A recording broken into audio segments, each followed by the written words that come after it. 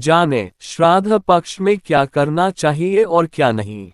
श्राद्ध पक्ष के दौरान कई सारी बातों और नियमों का पालन करना जरूरी होता है, ऐसा शास्त्र भी कहते हैं।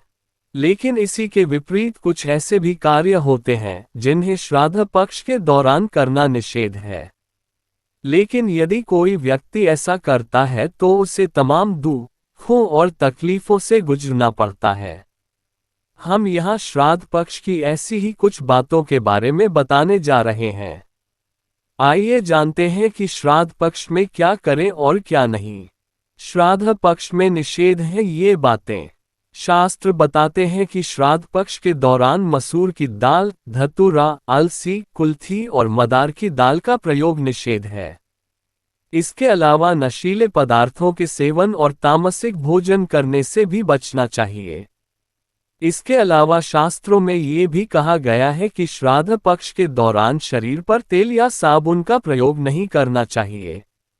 इसके अलावा इत्र का भी प्रयोग वर्जित है। श्राद्ध के दौरान नए घर में प्रवेश की भी मनाही है। इसके पीछे ये तर्क दिया जाता है कि पितरों की जहां पर मृत्यु हुई होती है वह उसी घर में जाते हैं, लेकिन जब उन्हें वहां कोई नहीं मिलता तो उन्हें काफी तकलीफ होती है। शास्त्र कहते हैं कि यदि श्राद्ध पक्ष में निषेध बातों को व्यक्ति नहीं मानता तो उसे दुख, तकलीफ और कलह का सामना करना पड़ सकता है।